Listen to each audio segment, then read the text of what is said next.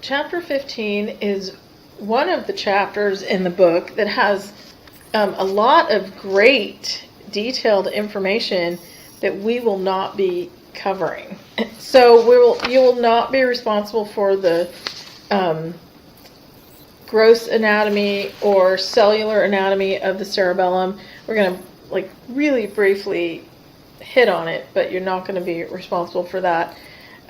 Let's look at the learning objectives. I really just want you to know what the major roles of the cerebellum are.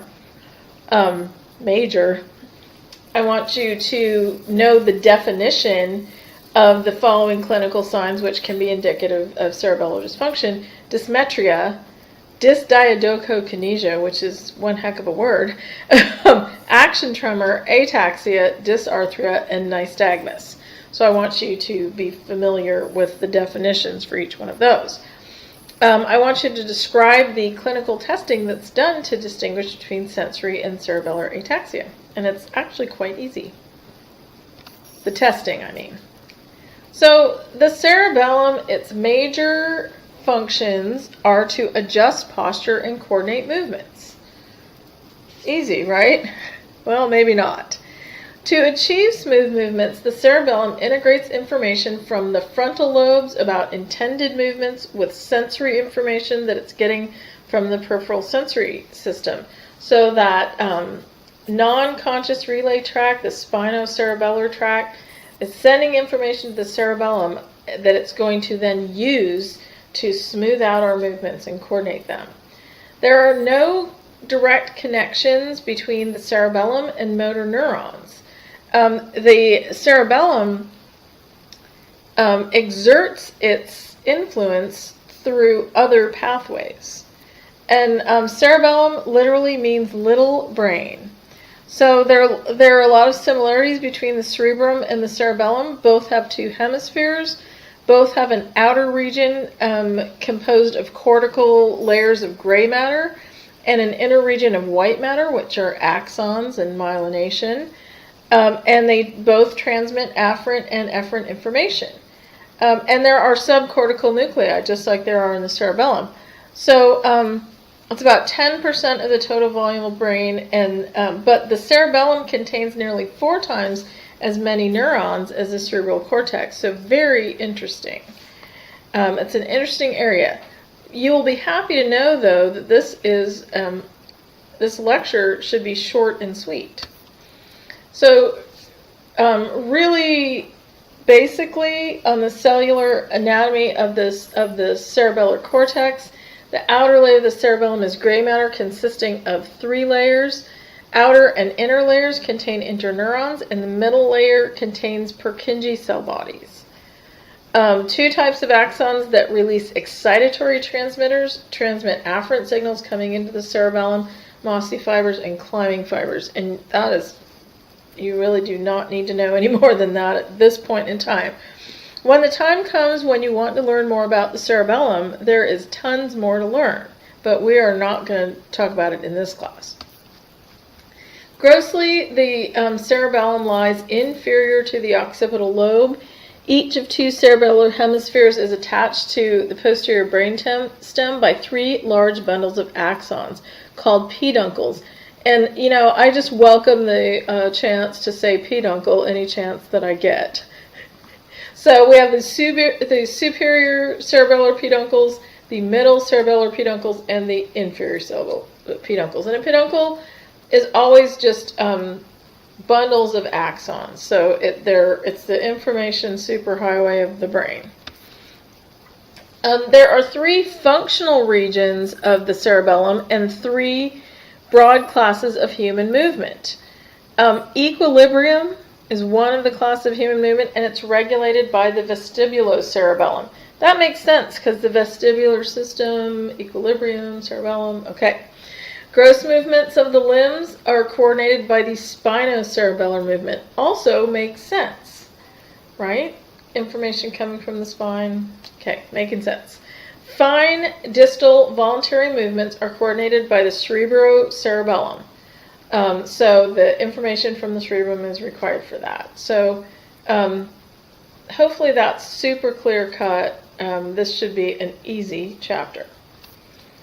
This is just a little diagram talking about the 3 functional regions of the cerebellum, and this is from page 294 in the book.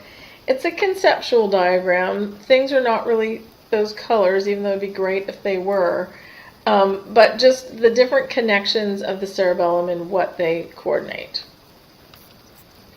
There are some non-essential cognitive functions of the cerebellum.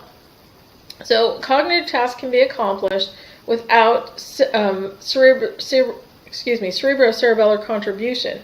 But some cerebellar cognitive functions are lateralized, meaning one side of the cerebellum controls cognitive tasks on that side of the body.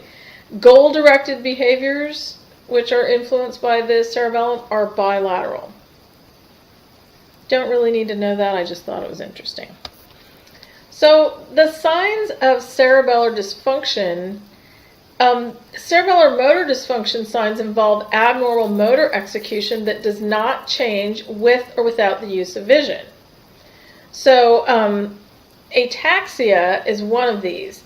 And ataxia is a movement disorder that's common to all lesions of the cerebellum. Ataxia is uncoordinated movement. There is a video in the module that shows someone demonstrating ataxic gait. Usually an ataxic gait is wide-based staggering gait. Lesions involving the vestibulocerebellum cause nystagmus. Nystagmus is an involuntary movement of the pupils of the eyes. They also cause unsteadiness and difficulty in maintaining sitting and standing balance.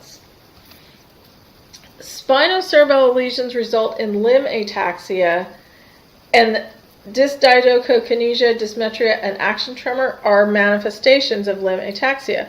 So dysdiadochokinesia is the inability to perform rapidly alternating tasks.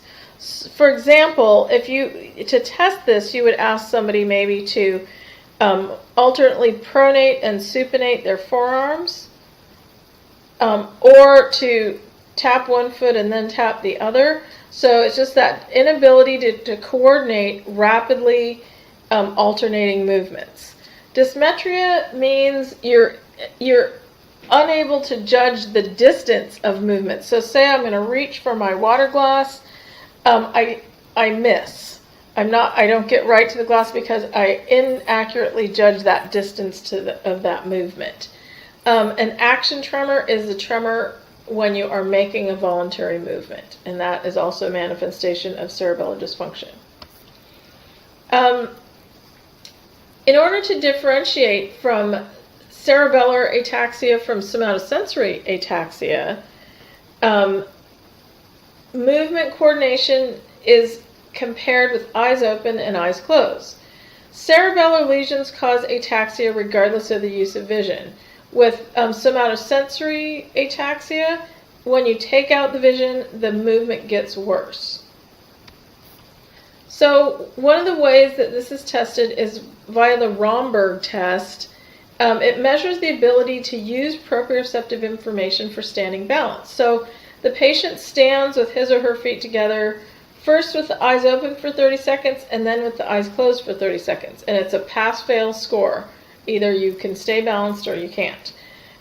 Criteria for failure includes moving the arms to maintain balance, opening the eyes during the eyes closed section, beginning to fall, or requiring assistance. So individuals with cerebellar limb ataxia are unable to stand with their feet together with or without vision. So it doesn't work either way. They have normal vibratory sense, proprioception, and ankle reflexes. So those are all somatosensory things.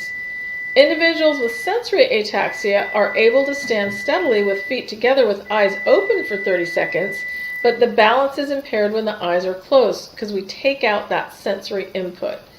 Conscious proprioception and vibratory sense are impaired, and ankle reflexes are decreased or absent.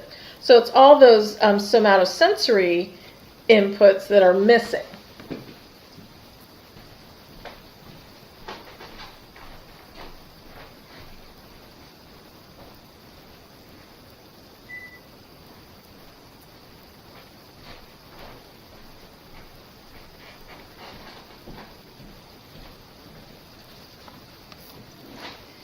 Disorders that affect the cerebellum include MS, stroke, tumor, alcoholic degeneration affects the cerebellum, compression of the inferior brainstem and cerebellum in the foramen magnum. So Arnold-Chiari malformation could be one of those if it's extreme.